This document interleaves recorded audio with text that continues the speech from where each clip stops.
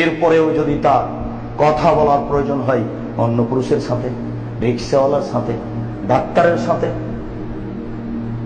Office আদালতে, তাহলে তখন আল্লাহ তাআলা বলছেন ওয়াইদা সাআলতুমুহুন্না মাতান ফাসআলুহুন্না মিন ওরাই হিজাব যালিকুম আতহারু লিকুলুবিকুম ওয়া কুলুবিহিন্না।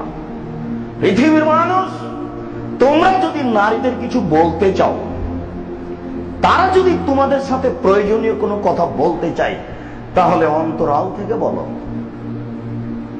হয় দেওয়ালের অন্তরাল, না হয় পোশাকের অন্তরাল। ও পুরোপুরি নগ্ন হয়ে আছে, পরনে কাপড়ই নাই, আরো বলছে যে আমার মন ভালো আছে। কত বড় শয়তানি কথা!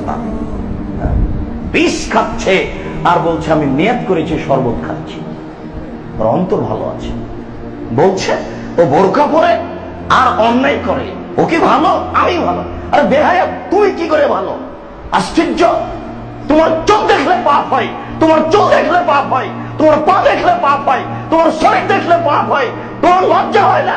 অশিক্ষিত হয়ে তুমি নিজেকে কি করে ভালো ভালো বলো যে আমি ভালো? তার চেয়ে তোমার বিদ্যা নেই, তোমার বুদ্ধি নেই, তোমার বোধগম্য নেই, তোমার হিতাহিত জ্ঞান নেই। তুমি মানুষ নও, তুমি নিজেকে উঠো না, নিজেকে নগ্ন করে অপরের চেয়ে ভালো বলো কি করে? তোমাকে ভালো হতে হবে পোশাকের মাধ্যমে। এটা আল্লাহর বিধান, এটা আল্লাহ রাসূলের বিধান।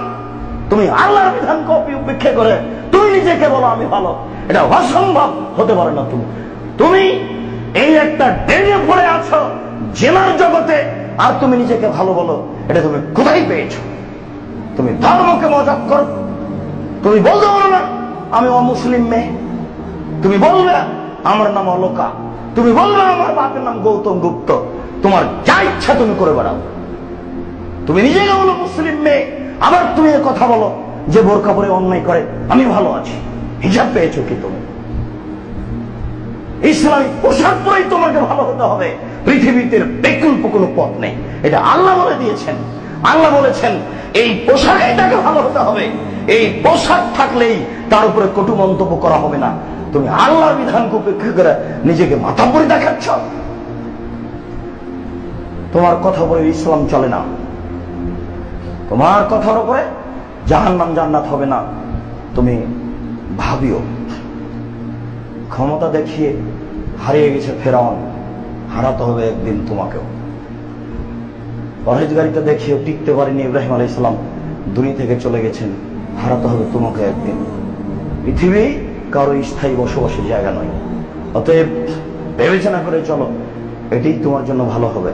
নিজের বিবেচনা অন্যের কাঁধের উপরে চাপিয়ে দিও না, পরকাল হারাবে নিশ্চিত।